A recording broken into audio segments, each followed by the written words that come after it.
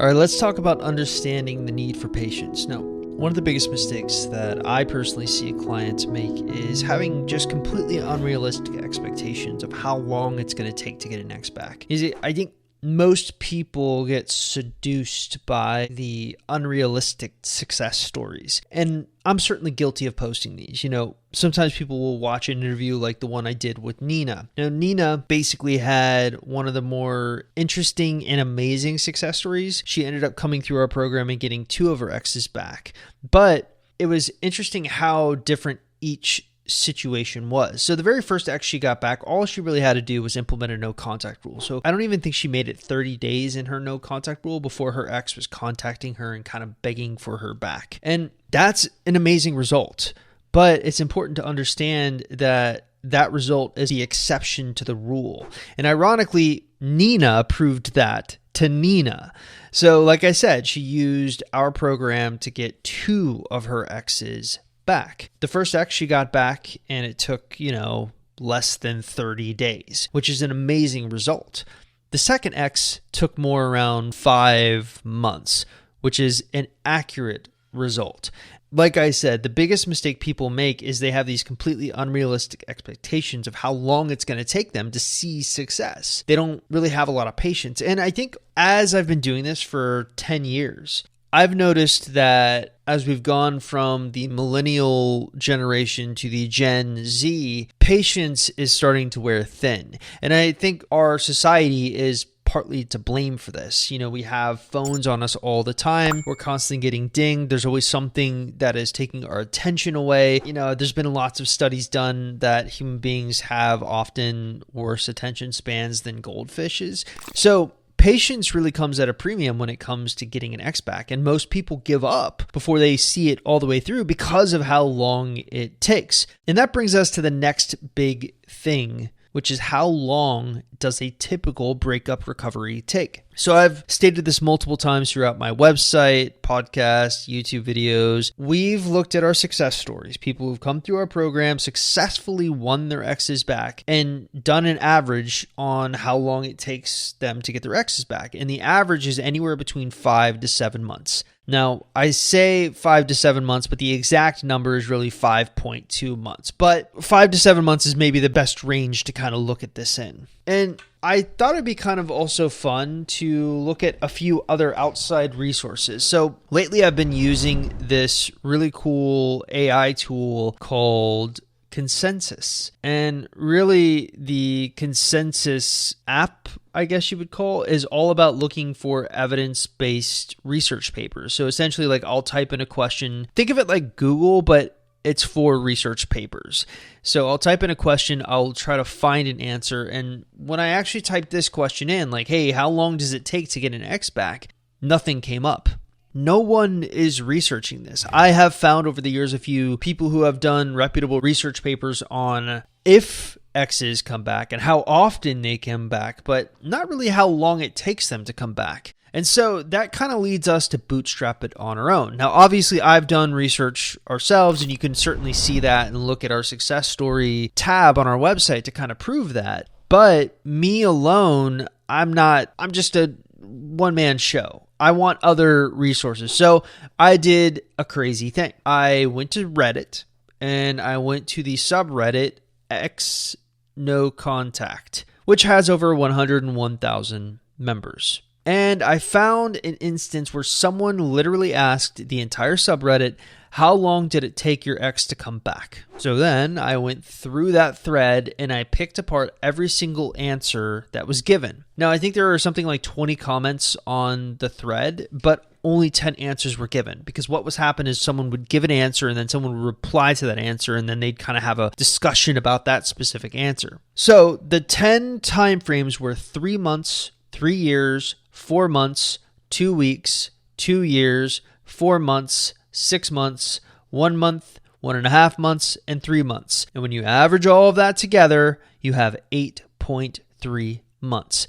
So the subreddit actually had worse results than we did, which means getting your ex back is going to require more patience than even you thought. But this also got me thinking, why are our numbers a bit quicker? And my numbers is averaging together maybe the 150 success stories that we've had. But I think there are two main reasons for why our numbers come in a little bit quicker than their numbers. So two reasons are, number one, the data set from the Reddit only contained 10 data points for this example. So with more, I feel like it might actually even out and come down a little bit. So it's probably more like 6 or 7 months.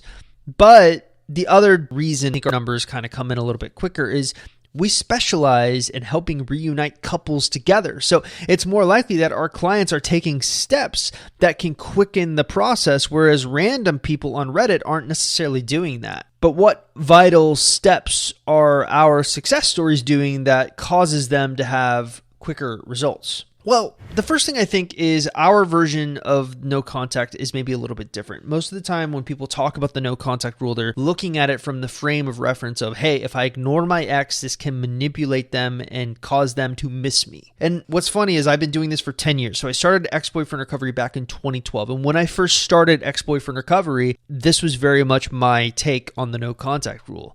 I think I was 21 or 22 years old, and I was thinking, oh, this would make sense. You ignore your ex, they miss you. But over the years, our thoughts on the no contact rule have evolved. And really what caused that evolution to take place is just talking to people who used the no contact rule and had success with it. And the one thing that consistently kept coming up was that they were using the no contact rule to outgrow their ex. So really, we strive to get all of our clients to take the necessary steps to essentially get over their ex during the no contact rule. And when that is done, we believe that they should implement something called the value ladder framework. Now, the value ladder is a concept that actually has remained relatively unchanged since the inception of Ex-Boyfriend Recovery. And the way I always try to explain it to people is look at it like you're trying to beat a level of a video game.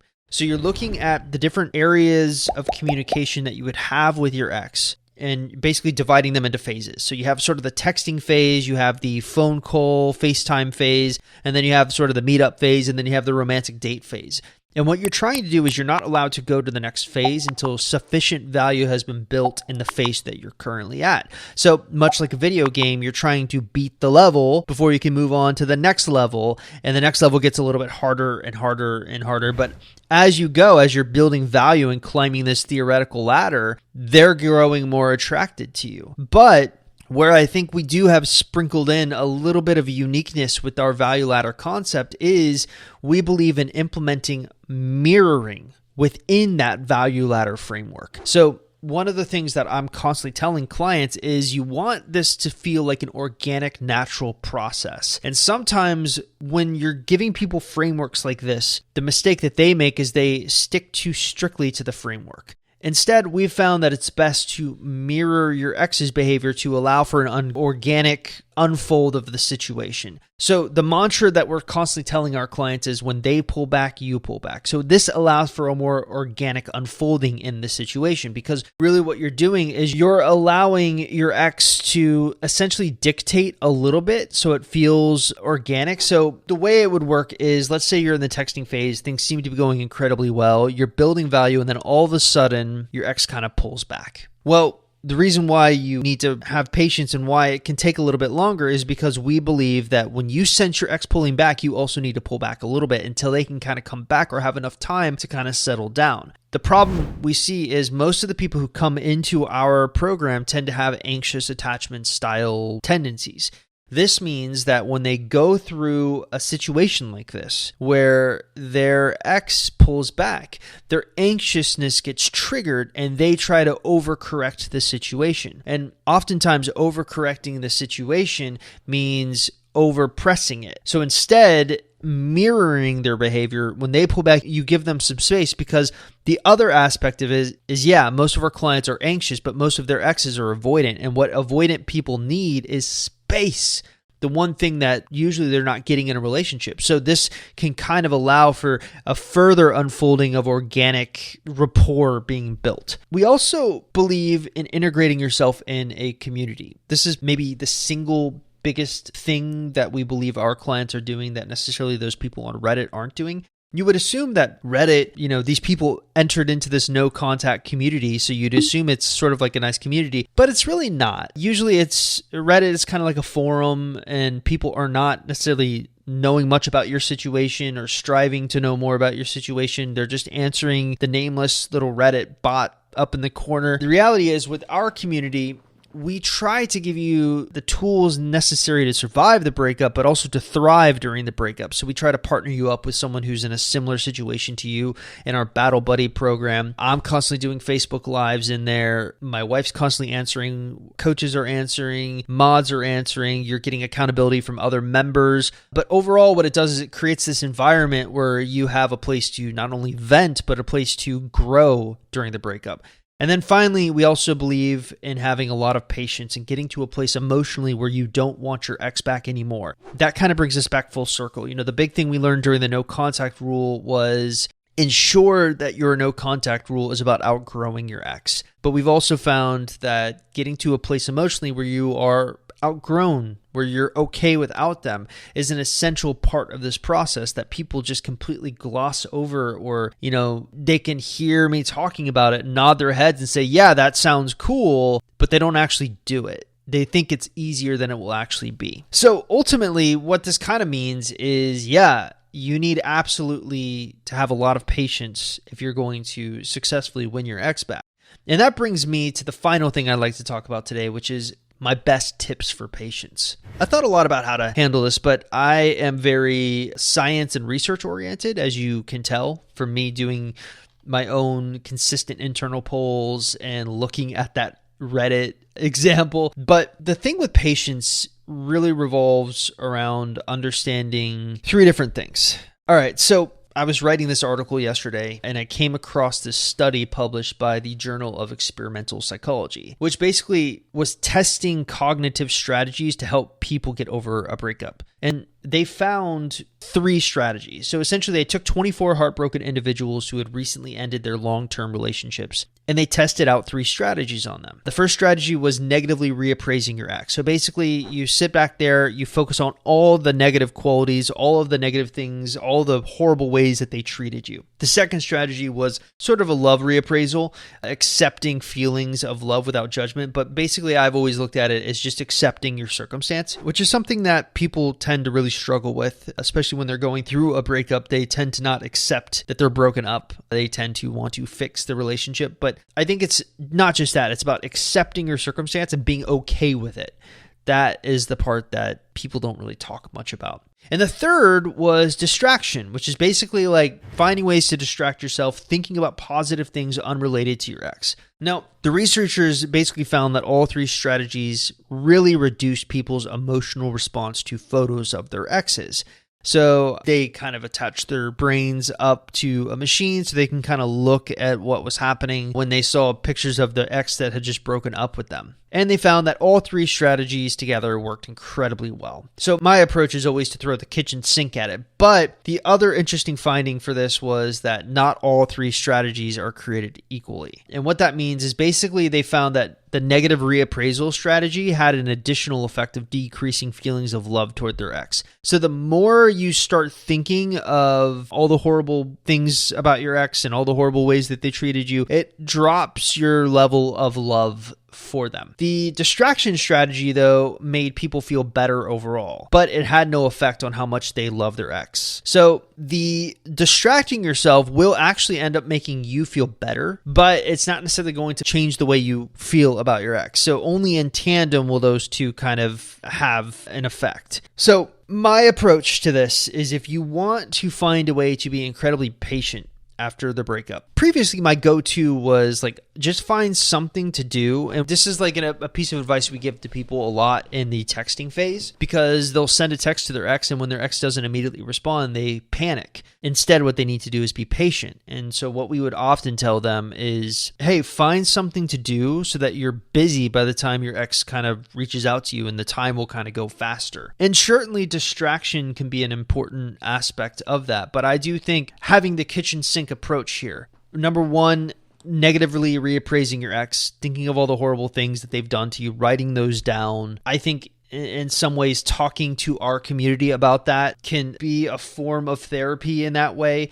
But I think also the one thing that the researchers didn't talk much about is being okay with your current circumstance. And that is, for me, the most challenging part of being patient, because no one talks about how to be okay with your current circumstance. I think the only thing I would have to say about being okay with your current circumstance is you need to find something greater than your ex to live for. Too often we get people coming into our program where their entire world revolves around their ex. And a lot of our work is helping them find something else other than their ex that they're just as passionate about, that they love just as much, to start focusing on, which actually has this interesting synergistic effect of the distraction strategy. Because if you can find that thing, you also find a distraction.